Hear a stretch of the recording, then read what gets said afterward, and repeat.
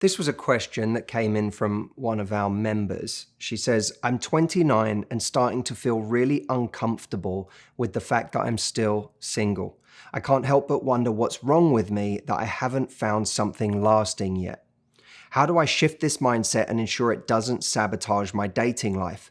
I don't want to be too eager and end up settling for the next decent thing that comes my way, and I'm afraid I've done this with the last few men I have dated. Today, I'm going to be talking about 7 different mindsets that can help you out of the anxiety of still being single. Now, before we get into that, I just wanted to let everyone know that I have a free training coming up called Dating with Results. If you're sick and tired of being on the dating treadmill, if you're sick and tired of people not treating dating seriously, who you go on dates with, people using you, love bombing, gaslighting, if you want to get results in your love life, go there now, sign up for free, and join me for Dating with Results.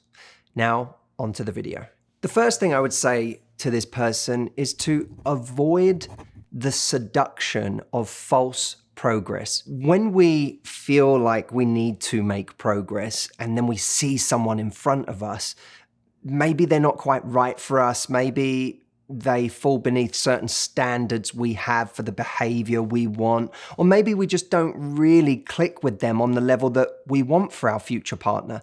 But simply dating them and letting that slip into seeing them and letting seeing them slip into some kind of current or temporary relationship feels like progress. It feels like forward momentum. But those relationships that we settle for in the short term, just so that we can tell our friends that we're seeing someone again, just so that we can post a relationship status that we're with someone, we can let the world know that we have someone, they're costly in terms of time and energy. It's a bit like relationship musical chairs. Everyone's going around in a circle until the music stops, and then all of a sudden everyone scrambles to find the nearest chair. No one wants to be the person left standing in musical chairs. Well, being single can be the same thing. You're just any chair will do. Just get me sat on a chair so that I'm not left standing at the end of this. But then you realize you haven't been discerning at all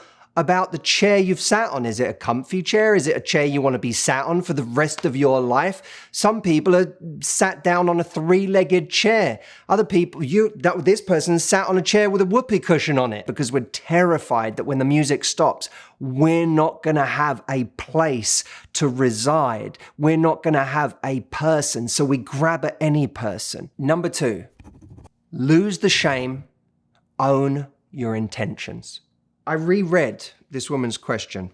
I'm starting to feel really uncomfortable with the fact that I'm still single. Notice that language, still single. It carries a kind of shame that there's something wrong with me. There is a desperation about me that I'm still single. And God forbid anyone else see or feel that desperation. And what that does for a lot of people, I've been doing this for 15 years now, and what I watch is people fake a kind of indifference because they're terrified to be seen to be trying in their love lives. Many people would rather be in the wrong relationship than be seen to be out there single trying to find the right relationship.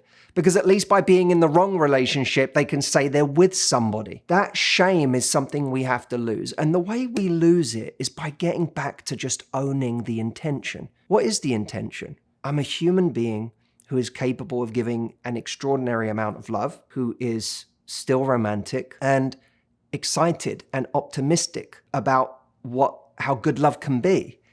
And I want to find that. There is no shame in that. That's just beautiful. And it's such an unkind thing to do to ourselves, to take this beautiful intention that we've had for a very long time and to make it synonymous with desperation and insecurities and all of our worst fears about our inadequacy. Number 3, break the spell of comparison. Even in the language of I'm 29 and I still haven't met someone yet, are the symptoms of comparison. I thought I'd be here by now, and we measure where we should be in relation to other people. Where are people normally by my age? Where are my friends right now? Are they married? Are they in relationships? Oh my God, they are. Some of them are even starting to think about having a family. I feel left behind. There's all that comparison that makes us unhappy. And by the way, there are some of you in the comments who will say, she's 29, she's a baby, she's so young, and you'll be doing the comparison game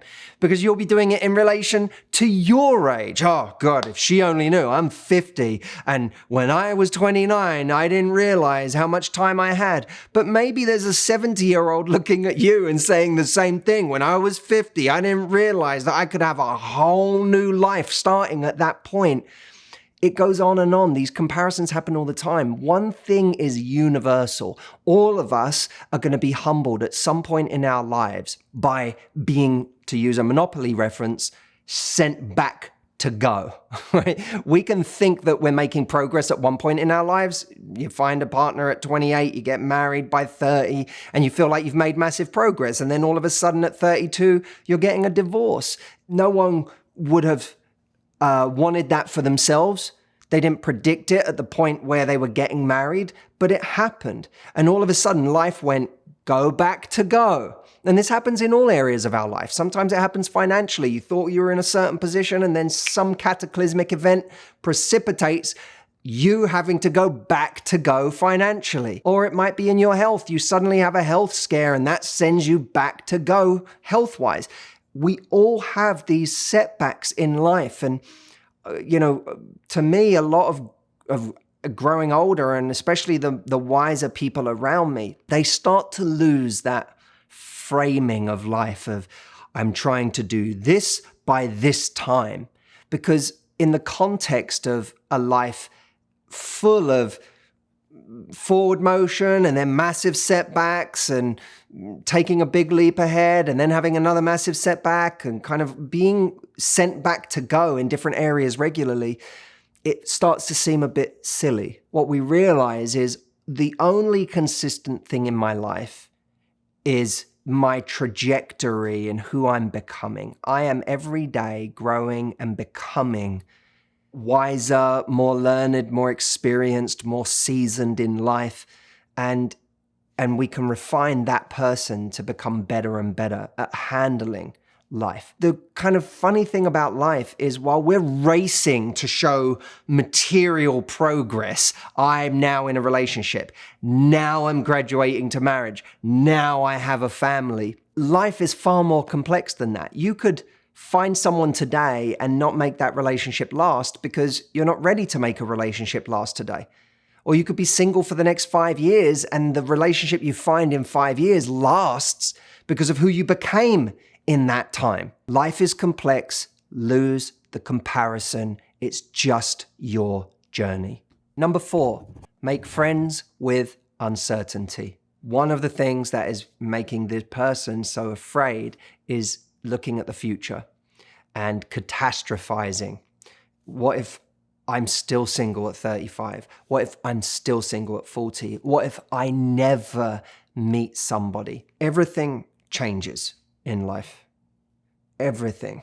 Our worst problems today will change. They will shapeshift into something else. They will evolve because everything in life is always evolving. It is always changing. And so we have to make space for that in that fear of the future. Instead of having this incredible fear of the future, we have to kind of get our feet on the ground today and say, I'm here in this moment right now. My worst fears aren't actually happening right now. They are, by definition, they're fears, they're future projection. That thing isn't actually happening right now. What's happening right now is my feet are on the ground. I'm here in this moment. There's some stuff in my life that I want to fix. There's some stuff I want to work on. There's some stuff that hasn't happened yet, but it's all changing and I cannot predict where I will be a year from now. And that would be true, by the way, if you were in a relationship right now. Don't think that other people have been given the gift of certainty and you haven't in your single state. They do not own the gift of certainty. They're in a marriage, so they're certain that this person will never leave. They're certain that this person will never cheat on them. They're certain this person will never die. No one gets that certainty. It is not available to us. While uncertainty may create discomfort at times in our life, we can learn to make friends with it. Part of making friends with it to me is, yes, it may be that some of my fears may be confirmed. It might be that some bad things will happen in my life. But what's certain is that everything changes. This feeling I have will change. My relationship with my problems will change. The circumstances of the problems themselves will change. And within that uncertainty, by the way, is also something wildly exciting, which is that anything can happen. At any moment, someone could walk into your life or you into theirs, and what is sparked is the great relationship of your life. Speaking of anything is possible, remember, and this is point number 5, it only takes one. Baseball, you get a certain number of swings and then you strike out. This is not true of our love life. No matter how many times you've tried, there is no cap on how many times you can try, on how many people you can approach, on how many relationships you can enter into. You can keep going at this until you find the right person, until you become the right person, until you find the right relationship. You only need one. How many things in the entire world give you those odds? It doesn't matter how many times you try, you can literally keep trying until you find the relationship. You are only limited by your own fear of rejection. Number 6, learning how to be happy on your own is one of the most worthwhile muscles you can build.